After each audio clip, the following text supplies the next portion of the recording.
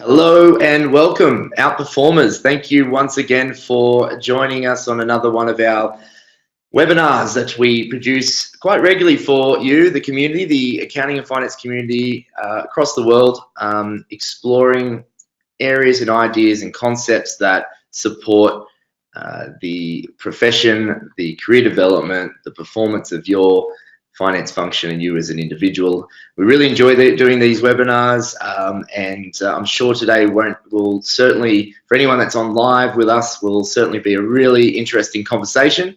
And for anyone that listens to this after the fact, I'm very sure that you'll get a lot of value out of it. Now, today, my very good guest, Talita Ferreira, I'm going to introduce her in just a moment, but given we've just started, I'm going to give everyone a little bit of time to enter into the webinar room if you are here live. You will have the chance throughout today's conversation to ask Talita questions and explore the topic in a little bit more detail. For anyone that's new to the Outperformer who hasn't joined us before, whether you're in the UK, whether you're in Australia, whether you're somewhere else around the world, tuning in with us today, we are a learning and development business completely focused and dedicated to the accounting and finance profession. We work with large organisations, particularly around the Asia Pacific and Australian region, particularly on the performance of finance teams, look at the concept of finance business partnership, and also have a coaching arm who many of you that are followers of us over a long time might have participated in or been involved in. So if you are interested in anything that we have to do in terms of our professional work, get in touch with us at the end of the session or reach out to me directly on LinkedIn. Very happy to talk to anyone in the community. I really enjoy and I'm very passionate to see the movement in the field we work in. For a little bit of context, so we're about to get into today's discussion with Talita, and I'll give you a bit of background on where we landed on this idea of the headline, "Your stakeholders are not idiots." Which I think for some of the people out there in our community found it to be quite a provoking and potentially challenging concept to get their head around. I had plenty of LinkedIn messages when we posted it out there to say, well, you know, I've got a good relationship with my stakeholders, interesting topic, where's it all coming from? Where it's come from is a couple of angles, and as I say, while everyone's joining the room, I'll put a bit of context to this discussion with Talita.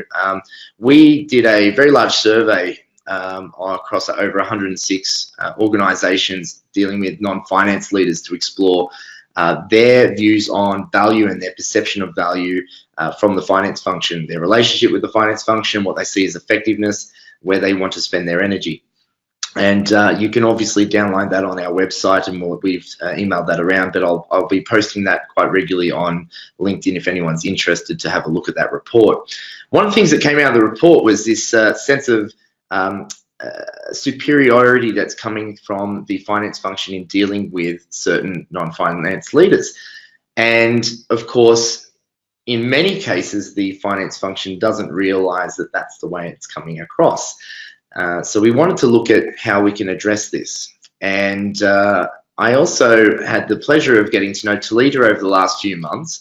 Talita is the ex-CFO of BMW in the UK and Ireland and has been around the world with BMW with a very, very successful career, and talks extremely authentically about her development as a leader in finance, as a leader in general. And I heard one of her talks to a group of CFOs where she admitted that at one point she probably thought some of her stakeholders might have been idiots, which quite honest and vulnerable, but a really interesting perspective. But as we do when we grow and we are self-aware, we learn and we look at better ways of doing things. And Talita, my guest today, who's going to invest a great deal of time in this topic, has learned and started her own organisation which focuses on authentic leadership. So Authentic Change Solutions works with large organisations around the world on the same conversation. Talita's been a very busy woman lately. She's been talking in Munich. She's just been coaching with the Institute of Directors in the UK. She's got heaps going on. Very pleased to have you here, Talita, spending the next hour with us exploring this topic. Thanks for joining us. Thank you so much, Brad. No it's lovely problem. To be here. Yeah, I'm glad to have you. I'm glad to have you. Now, Talita, obviously an interesting topic, as we said before. I'd love to explore getting to know your career a little bit and giving some context to the listeners on your journey, and I guess some of the stories we might cover today that will help give some perspective to your views on our topic. So I'm a typical accountant. So I qualified with KPMG in South Africa, which you might have noticed from the bit of a different accent to yours. So I qualified in South Africa with KPMG and did some consulting with them, and then got it into my head that I wanted to be in industry, as we all sometimes do when we leave auditing firms. And I joined a bank in South Africa, in Investec Bank, and really learned quite a lot about banking and financing. And I'd never ventured into that world, so it was very, very new to me. I had my first career disappointment when I moved to a next bank, which was about to be listed and was the rave of the moment. And one learns when things go wrong. The partners had a fallout. It was three Arthur Andersen partners who started it, and they had a fallout with each other, and the whole bank just kind of like disintegrated around it. It went from a bank that was about to be listed to kind of insignificant. And I left them and decided to go back to the safety of accounting, joined BMW, and never expected to go on a worldwide journey for 17 years, which is exactly what happened. And kind of the standout of my career is from the first day that I was a CFO, I was also in charge of HR, or led the people division, which, if I'm very honest, was very scary at the time because I knew nothing about HR. And I have a bit of a perfectionistic attitude around, do everything really well or don't start at all. So it was kind of like, if I can't lead HR well, then, there's no point in starting. So I really engaged in it. So I really wanted to engage with it properly, not just be a controller. And yes, and then I was always driving transformation and driving leadership transformation, and really loved that part of it. And one of the last things was a really huge project around bringing 3 organizations in 2 industries together and changing their underlying cultures and transforming them strategically. And because of that, I really realized that's what I really wanted to do. And then I wrote a book around authenticity the last year in my corporate life.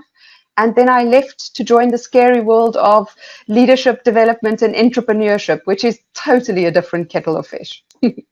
Talita, I know it well. It's a scary change, and also being an author, I admire all of the hard work that goes into that. And I think for anyone who is interested in getting your book, have a look on the website there for Talita's book, and a good read. Talita, as we said before, interesting topic, and I alluded to the fact that you were at a CFO talk where you actually talked about this idea of that, some of our stakeholders, we might feel they are idiots, and we need to be more conscious of the relationship we're developing there. But just in terms of that idea of superiority or condescending communication and this relationship, where do you think it all stems from? I think we are trained to really use the analytical side of our brain. And because of that, we kind of feel that we have to differentiate ourselves based on our intellect and on that analytical mind. And then so for me personally, it was very much, I did not very early in my career realize that I needed to inspire, motivate, take people along with me. And that analytical, raw intellect side of us does not do that. So I think when we tend to rely on that, we tend to, because it's very clear cut, it's almost like numbers are very predictable. It's almost like right and wrong. And I think for good leadership, there's a lot of gray that we need to entertain. And so I don't think we're not trained in emotional intelligence, in relationships, in things like that. And so it has to do with how we trained in the first instance, and I think it has to do with our minds and how our minds work when we're quite rational, analytical people. And in getting to know you, you had a bit of a jolt in your mind at some stage of your career, obviously. Just maybe for a little bit more context for people that don't know you, at what point did that occur, and what was the aha moment for you? So in my 20s, when I left KPMG, the first person that I led outside KPMG, so in industry, told me I was an awful leader. And I can remember having this like horrible feeling in the pit of my stomach for weeks and months, not really knowing how to handle her. And looking back on it, it all makes perfect sense. In an auditing firm, we're all the same. We're highly driven, we're highly motivated, we're competitive, we want to move forward. It's kind of, we're all just the same. And then you get into industry and people are motivated by totally different things. So there's not a, you know, she was just very relaxed and not as ambitious and more not as careful with her numbers, coming from an auditing background. And basically, I probably treated her like an article clerk within an auditing firm, and she didn't want to be treated like that. And I was not self-aware enough to realize that I was treating her totally incorrectly compared to how she wanted to be led. And if we don't come to the party and lead people a little bit more around how they want to be led, they don't trust us, and it's you know, a disaster in the making. So I was very lucky that was in my 20s, and I could make a conscious choice to change. And I really do believe that leadership is a choice. You know, we have the choice to choose how we lead others and how we engage with others. And so, yes, and I think ever since my 20s, then it's been a journey of self-awareness and trying to understand myself better and trying to understand my leadership style and how to lead others in a way where I motivate and engage them most. Awesome. And talking about, you know, that experience, yeah, I think you're very lucky that someone was willing to speak up to you at that point where you possibly were a little bit intimidating, from what I gather, and from the other end of the spectrum, the self-awareness and the reflection to be able to acknowledge that, you know, that was a point to you know, that was something worth taking on board. If you think about this whole notion of that sort of leadership, and whether it's conscious that we're, you know, we want to work that way, and we want to be driven and focused and ambitious and all these sorts of things, and we're not conscious, we're consciously behaving that way, or whether it's unconscious and we don't realize we're making this impact on others. You know, what's the real risk in your mind of not tackling this issue of the way we are leading and the way we are partnering with our non-finance partners as well? The biggest issue that I see on the spectrum is that people don't trust you. You know, it's either that they don't trust you and then they don't tell you what's really going on, and then you as finance are the last to know when there's a real problem. And actually you want to be the first to know that you can help the business to kind of get ahead of it, or give early warning signals, or, you know, change the approach. But if no one is speaking to you, that's a real issue. So I think on the scale of things, it's around trust, and also I was scary. Even in my CFO career, when I was leading people used to say I was the scary CFO. And if you're the scary CFO, people are afraid to approach you. And I think in terms of leadership, I think that's not necessarily a good thing. Yeah, I can certainly appreciate that, having worked for some scary people in my past. The obviously that you know, that you're very conscious, and you've written a book about authenticity. You're leading programs focused on human behavior, on leadership, on all of these topics that we're going to explore in a little bit today. But I guess when it comes to building collaboration and partnering, which is a big part of what this topic's all about, you know, can you share your philosophy on how it can be done well by finance leaders? I'll give an example of one of the best managers that's ever worked for me, or leaders that's ever worked for me. And for her, kind of the numbers came second. For her, it was about understanding the business first and then matching the numbers to the business. And I think if I just look back on my career, I probably started with the numbers first and then started to understand the business. And I think because the numbers are the comfort zone for us, it's what we jump into. It certainly was for me. But the best I've seen is when you kind of suspend the numbers and you really think about what is the business about? What drives the business? What really matters to this division, to these leaders within this division? And then how do the numbers make sense in relation to the business, to drive the budgets, to drive the forecast, to drive the long range plans? I think that gives more of an understanding. And I think also we can't really collaborate well if we're not really interested in really adding value. So we have to be interested in how do we add more value to that business area? How do we really partner with them to make really informed decisions that will help them to be better business leaders, if I could say it, of the front end of the business. I think the most amazing CEO that I ever had, I was in financial services, and my team that I took over was very much business prevention, because they were very risk orientated. In financial services, you often get that. And then one day the CEO just looked at me and he said, Talita, if there's no front end of the business, you have no job to do. And I had always known that, but him just saying that so clearly made me think, interesting. Yes, I have no job if there's no front end, and if I don't support the front end, there's also no business. So, and I think that's the other thing. As finance, we are there not just, especially once you migrate to being a board director, you're collectively responsible for the business. You're not just responsible for finance. So the strategy, the making the business work, that's all part of your remit. And I think if we kind of get into that mindset a little bit earlier, so not when we're board directors, but long before, then I think you have a perfect business partnering process.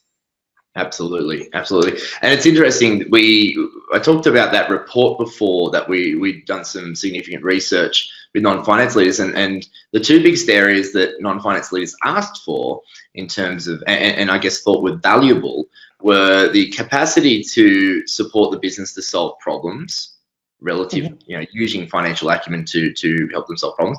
And the second was empathy. So it was understanding them and understanding their business, and just without any other context, just simply showing that you understand them and understand their business. Now, in your opinion, I guess you've talked a lot about understanding. You've talked about being curious about the business, and you even shared that example of one of the better accountants and finance leaders you've worked with, who starts with the business. But what's it take to be empathetic? What does it really mean from the point of view of operating in a professional environment? I think the empathy, I'll start a little bit back. I think as finance professionals, we can sometimes be quite hard on ourselves. And I'll give an example. So I went for an interview for a non-exec director's position yesterday. And when I walked out, what I focused on was not what went well in the meeting. I immediately focused on which questions I should have answered better. And I think that's also indicative. We're quite hard on ourselves, and almost to the point where I think sometimes we obsess around how could we have done that better. And then we don't celebrate what we're really good at. So I think the empathy thing really starts with yourself. If you're and no one can help you with that. You have to know, am I really hard on myself or aren't I? Am I very critical of myself, aren't I? But if you are, chances are you're going to be quite critical of other people. So that's the first thing. I think it always starts with ourselves and how we are. And then the thing with empathy is really, there are three things for me. The first thing is, we don't really get taught ever to have an unconditional respect for difference. So the moment someone is really different to us, you kind of think, they're different. Well, certainly that's it for me and many of the people that I've led. You kind of go, they're different, not like me, whether that's conscious or unconscious. And then it's kind of like, it's almost like it's immediately a barrier. It's not like we unconditionally respect, we're all different and we all have strengths and we all have a role to play. So it's really about that. Actually, when the marketing or the sales director is totally different to me and thinks totally different to me, that's okay, and I respect that. So I think that's what I wrote in my book as well, is where I think the root cause of the problem sits. And then the second thing is really to be able to put ourselves in their shoes for a moment.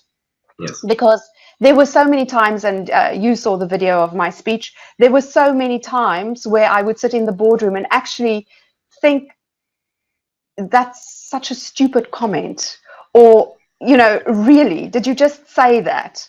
And the problem with that is my verbal communication. I obviously regulated my verbal communication, but the rest of it probably came off my body and my body language and my non-verbal communication in waves. Everyone knew what you're thinking. Exactly. And so I think, we have to always think that our body and our language is telling whatever is really going through the mind. It's not what we're regulating through the speech. So I think the second thing is really that walking in their shoes and thinking, okay, why do they have that position? Instead of that instantaneously, and that brings me to the third thing, the instantaneous judgment of, it's like suspending that judgment for a second and going, okay, but where are they coming from? So what is it?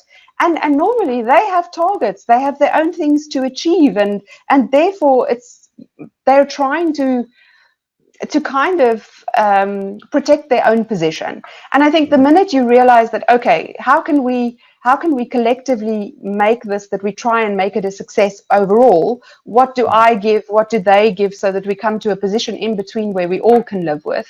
I think that's the moment you become a better CFO.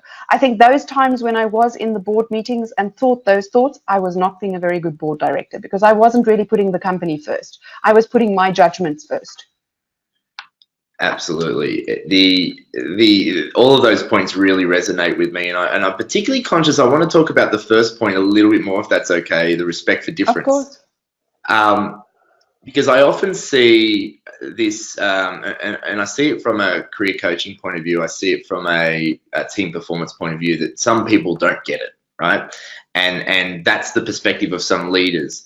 And they draw the connection between that and intellectual capacity or horsepower. Now, you just talked about, this misunderstanding for others.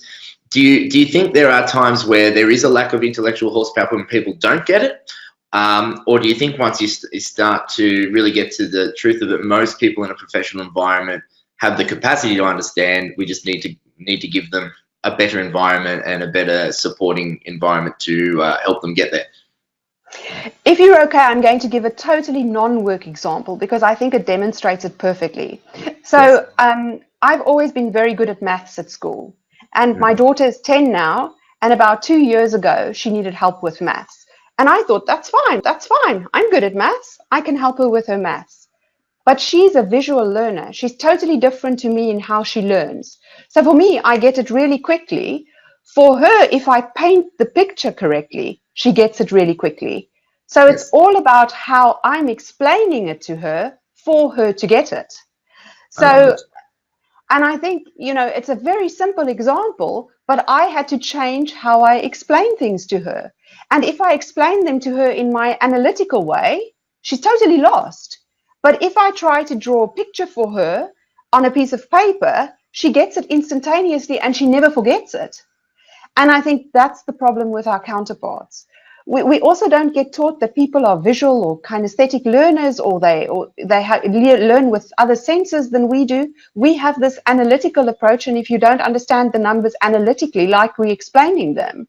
And so I think the finance, as a finance person, I also need to be able to tell a non-finance story about something that people can understand.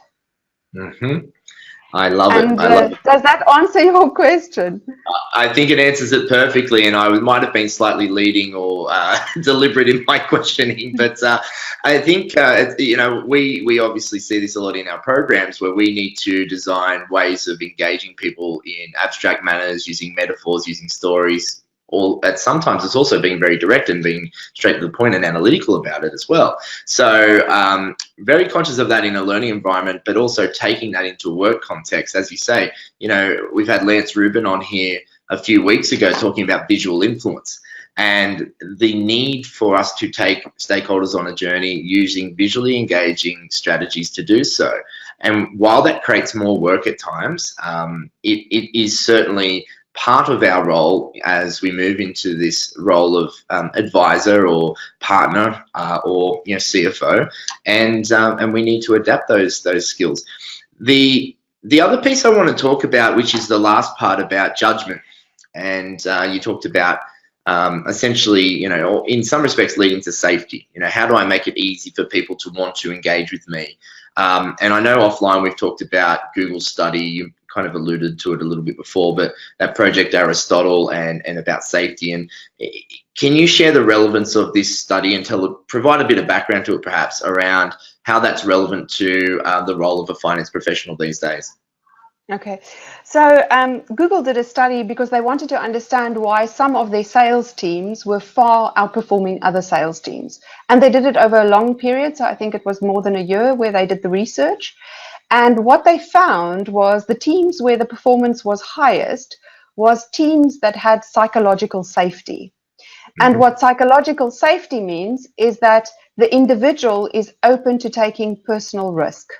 And personal risk means I'm willing to say exactly what I think without being afraid that someone might ridicule me. So someone might judge me, exactly to that point.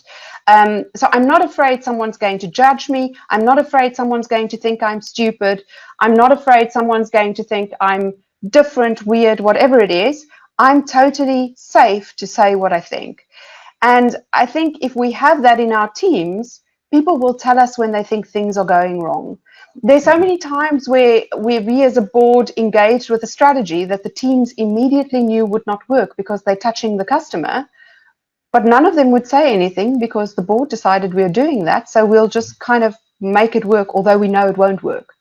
And I think if we're in that situation and the culture's like that, I think we have a huge problem, because if people aren't really telling us what we think, or what, if they're only telling us what they think we want to hear and not what the truth is, I think then we'll make financial decisions that aren't really correct for the business. Or that's why sometimes we find out so late that something is wrong, because no one really, and sometimes you hear that people say, well, I knew it, but I didn't really want to say anything because I thought it was just me. And that's not what you want. So I think it's really relevant, especially in our own finance teams, because if our people are kind of interacting with the business and they're finding things out because people trust them, you want that to come back. You don't want to be that scary leader where no one wants to tell you the bad news. No one wants to tell you we're not going to make the budget, we're not going to make the forecast. Where the earlier you know, of course, the better, because you can go find the part of the business that can overperform. So I think that's why it's really, really relevant for us as finance leaders in our own teams.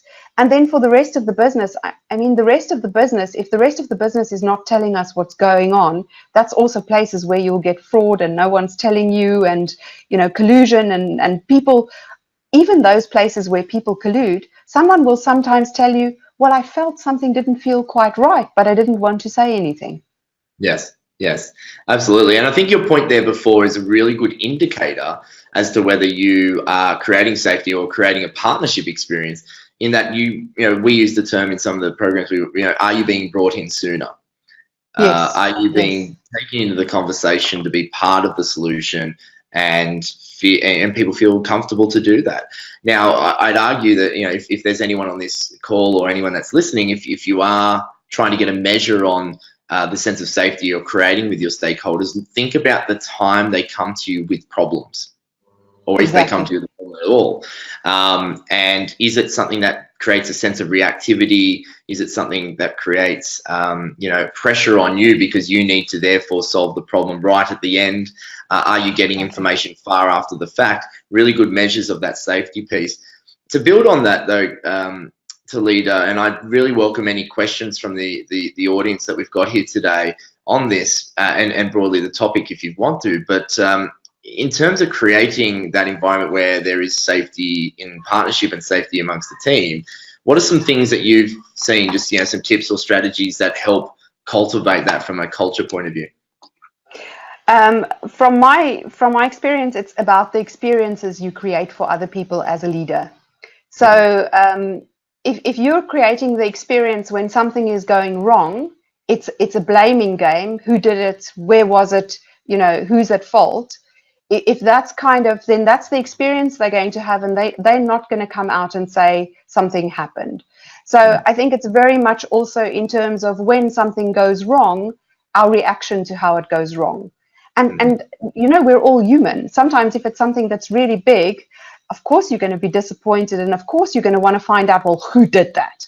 The problem is with the who did it is if that's what's coming out verbally, and then people won't be so open to next time say that happened. So it's really kind of self-regulating yourself. Even if you want to explode, it's about self-regulating and going, okay, let's see what we can do. And you know, my PA very much, sometimes my diary was very full and something would happen and it would all be just a major mess up, and she would come and say, I really messed something up. And it was just, that's fine, let's just think about how we're going to solve it. Let's not worry about the mess. Let's just look forward. What is the mess, and how do we get over it? And I think it's an easy example of really also how you kind of want to deal with people in the business who are bringing something. It's that not explaining and not exploding and going, well, how could this happen? You know, we have controls in place. It shouldn't ever happen. It's kind of dealing a little bit softer with the issue and just let's find out how we solve it, and then afterwards we can deal with all the other fallout. And I think that's the number one for me. The number one is that typical blame game that sometimes happens when things go wrong, and then you're looking for, it wasn't me, who was it? I think that's the thing that destroys the safety. So in terms of the experience you create around issues, and I think also, you know, how strength-based your approach is. It's some people are just not good at some things. And when you know one of your counterparts are not good at something, I mentor a few CFOs, and I always say, don't fall into the bear trap of taking it away from them. The minute you take stuff away from them, they don't have any ownership for it. So it's more, how can I coach them? How can I help them? How can I bring them to understand my point of view, but never take it away from them, and kind of be really more supportive in trying to get them to understand. And, you know, what is it that they don't understand? But in a way where we're inquiring, not that we're judging. It's again back to that judging thing, because if you're judging them that they don't understand, and I understood it so quickly, you know, or it's so obvious to me, then it's very hard. It's very hard for them. So I think it's all around that real interest in the other person, and really getting that business to your interest in them as a business, and your interest in making them successful.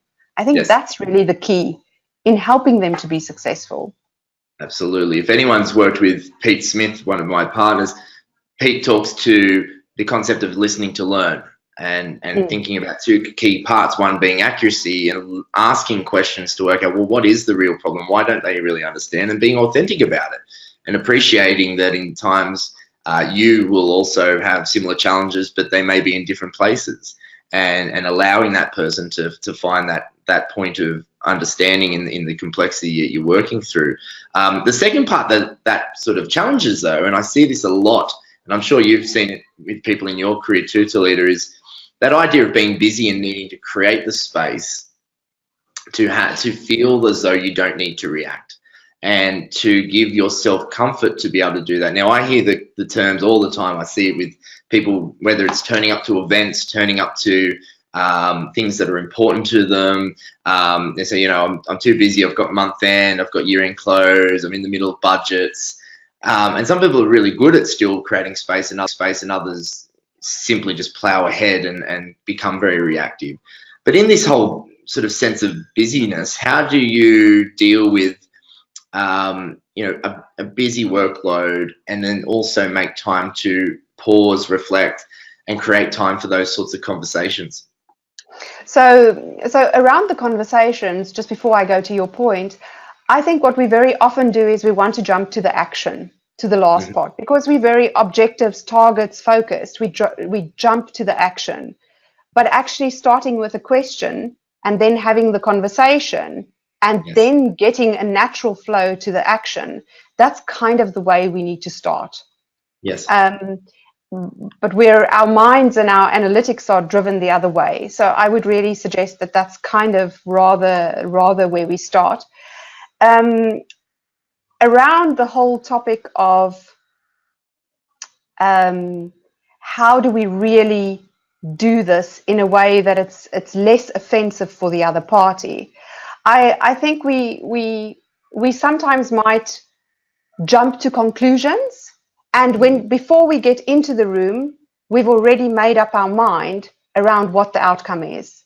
And I think it's that suspension of the outcome, really to discuss that in the room, is also where we find a lot more magic, I would say.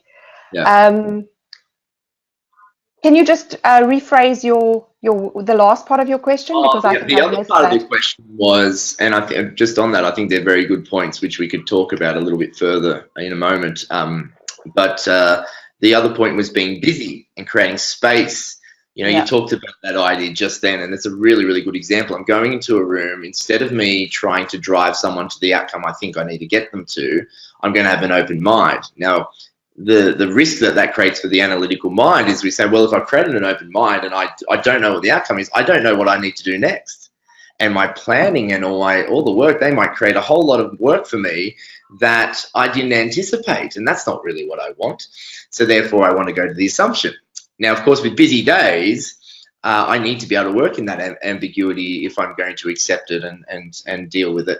So I suppose that's the other part of the question is, how do you create the space and how do you create the comfort in yourself and the people around you that, you know, if I have that open mind, if I am inquiring, if I'm going to let the magic happen, how do I still get my job done? Excuse me. I think very much if I just think about the meetings where I had a preconceived idea before about how I wanted it to go, I actually got more resistance in those meetings, and it took me longer to get to the answer that I needed because the business didn't ever buy into it. So I think sometimes the open mind can go faster than the closed, I want this. So I think that's also, in my experience, yes, maybe it would take a little bit longer, but not as long as dealing with the resistance. Because I think when you get people's backs up and they're resistant, it takes a lot longer. But the other thing with busyness for me is there are 2 time investments that I really made throughout my career that really paid off for me. And the one was investing in my own development. And this is getting more self-aware, understanding myself better, because the minute I understand myself better, I recognize some of my own bad behavior in other people. And when I recognize that, I actually know how to deal with that. So it also short circuits the time. And, you know, I also valued being busy at the beginning of my career. At the beginning of my career, I thought that was a differentiator. If I'm so busy, it's not a differentiator to be busy. It's a differentiator to empower your people to also be able to do things. And I think the second investment that I made that really paid off was team investment. I think there's nothing like having a well-oiled team who really understand each other's strengths and really understand who in the team is the go-to person for what. So at one stage when I was running a very big project on top of my normal day job, one of the transformational projects, it took a lot of my energy. And my team was kind of like, you're not here and we need you and you're traveling a lot. It was then understanding who in the team has which strengths and who can we call on for what, who's more strategically minded, who's more relationship minded. And sometimes when you're very busy, that really helps to go to someone just to have like a very quick brainstorming, 2-3 minutes on brainstorming. This is how I'm going to approach it. What do you think? And that person with the more strategic skills might help you and give you a couple of pointers. Now, these things are all very counterintuitive when you're busy, because you're thinking, well, I'm already so busy. Why should I develop myself? Why should I develop my team? Why should I spend time talking? Yes. What I found is those conversations made a lot more sense in streamlining the success path for me than some of the traditional things that I used to do.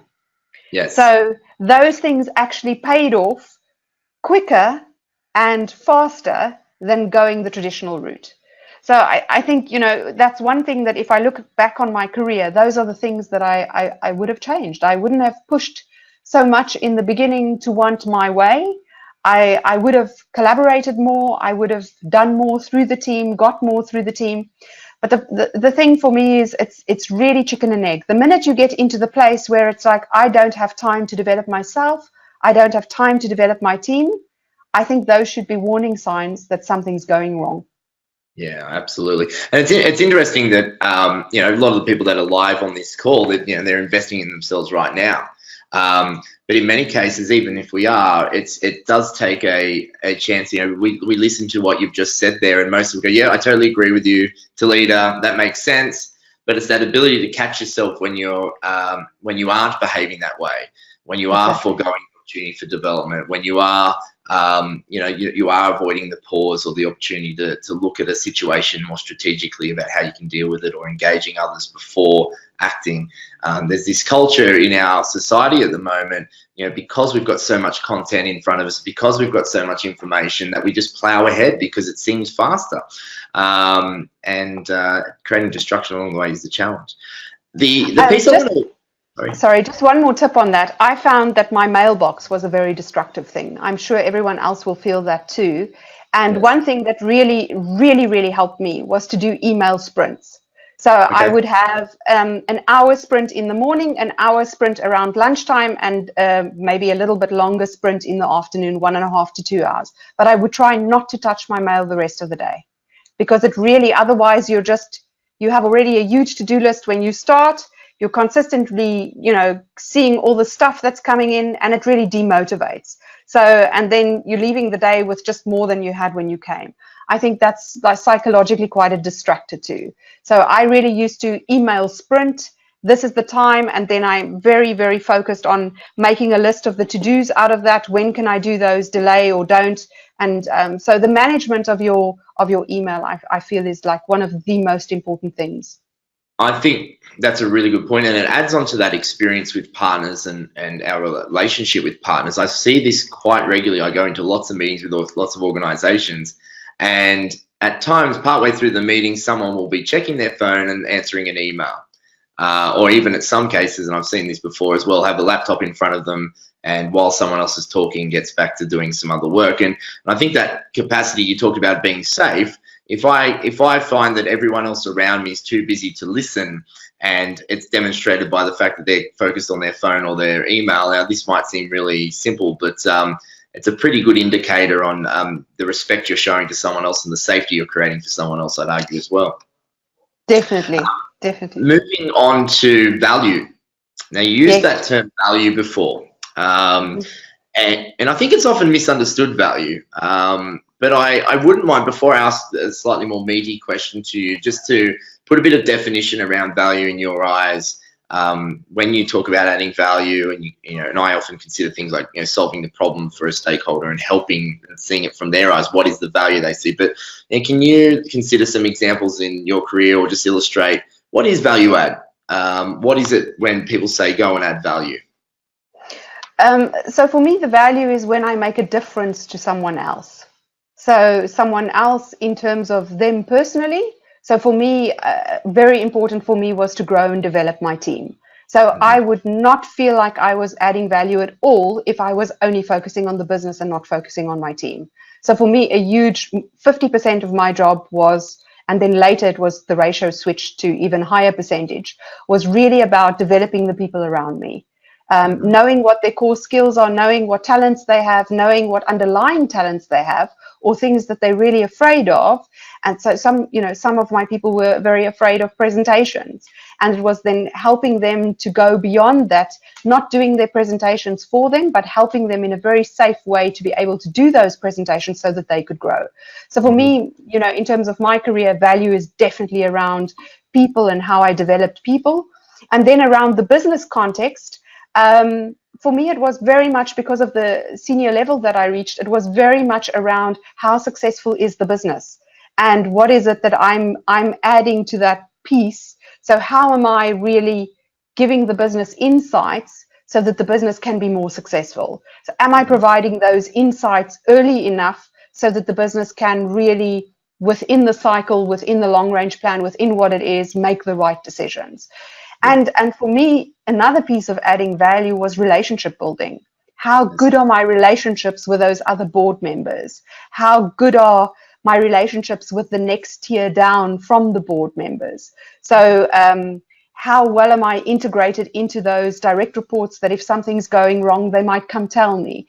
It was also for me, I would like to have been the trusted mentor. So if something was going wrong, but another director decided, we can't do that because of the business, or we're protecting our patch, that one of their people would really, through my own people reporting to me or directly with having a coffee with me, say, I'm a little bit concerned about something. So that for me is adding value, where people are raising things that you can then get involved in earlier and in a way where you don't ever compromise the trust, but then try to solve those issues for the business as a collective.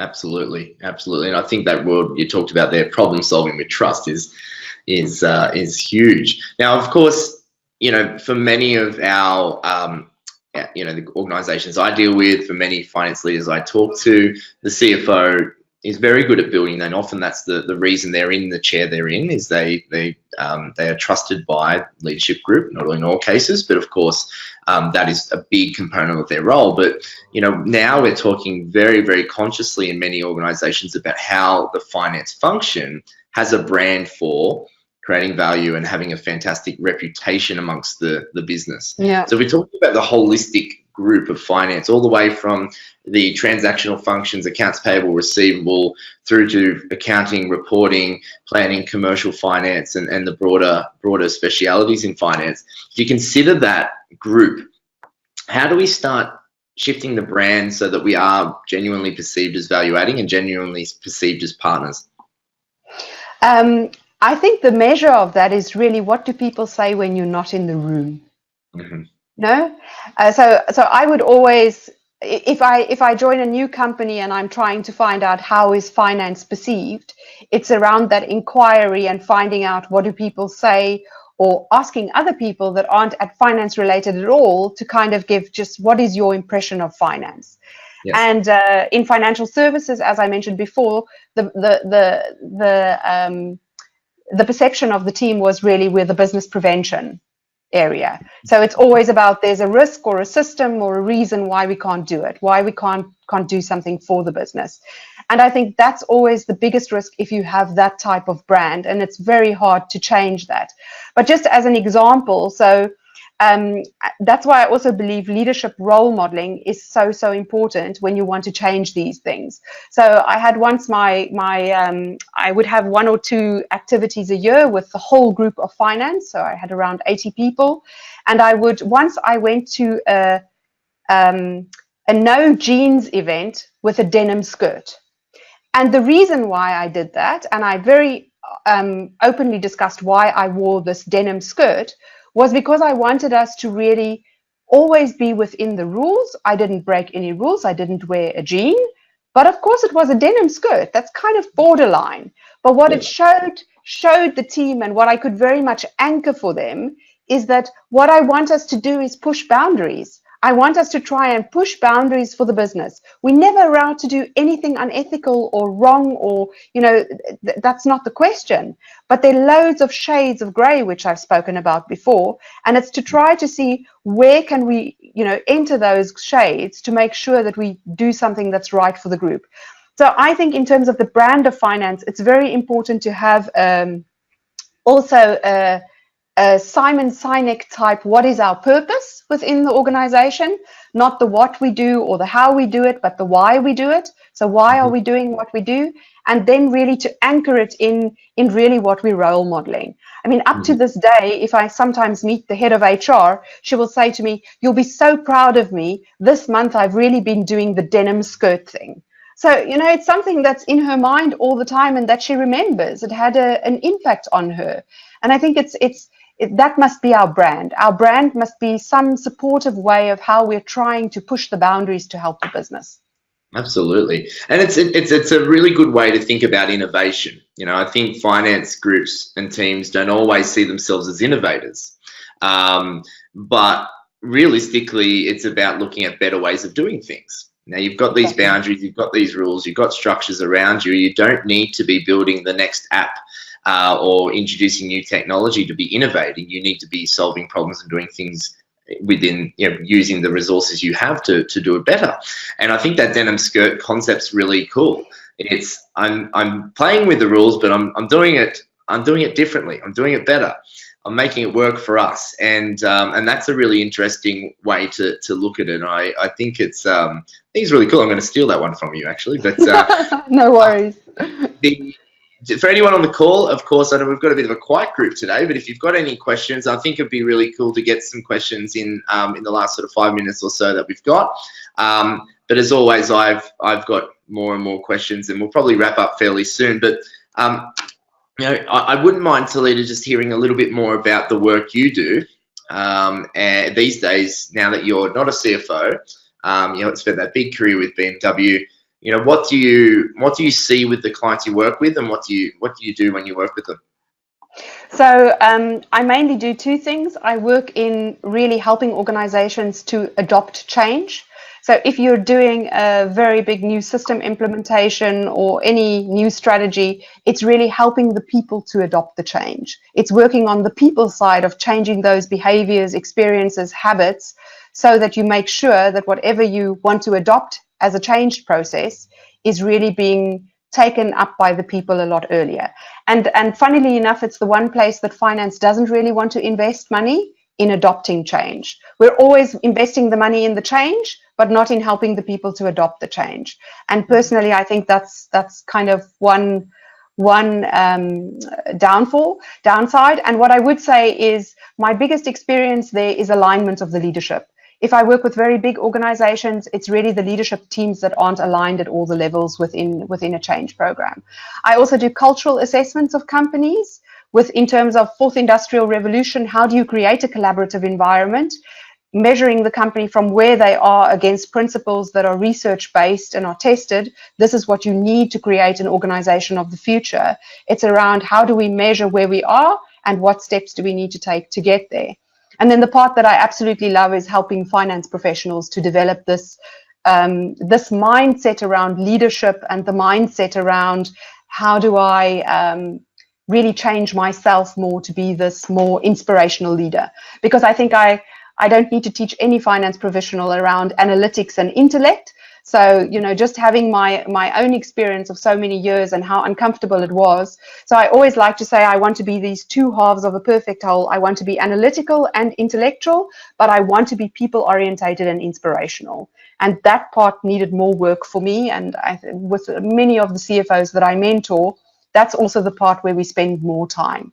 Getting past the busyness and getting past how do I then really develop myself and my team past the busyness so that I can be very successful. Outstanding. Well, Talita, it's been a pleasure today, and I can, for anyone that's been on this call and for anyone that listens to this in the future, certainly can see your passion, certainly can see your drive for it. What I love about it is you essentially do really similar work to what we do, but on the other side of the world.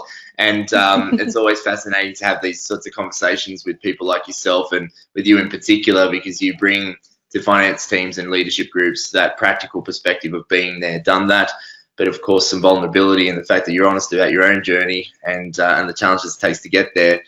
But you're also really conscious of what it takes to drive change and to be authentically conscious of what it looks like to be a human being in an organization that's changing, which never really stops, to be fair.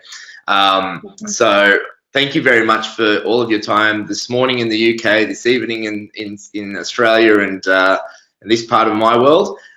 Thank you. For anyone that wants to get in touch with Talita, as I say, the LinkedIn would be a really good way to do so. Connect with her on LinkedIn. She'd be more than happy to connect and share ideas or explore anything that you're working on. You can have a look at her website, Authentic Change Solutions. And of course, at the end of this session, there'll be a survey for anyone that's listening live to provide a bit of feedback, but also if you want to get in touch with us and explore further, you may.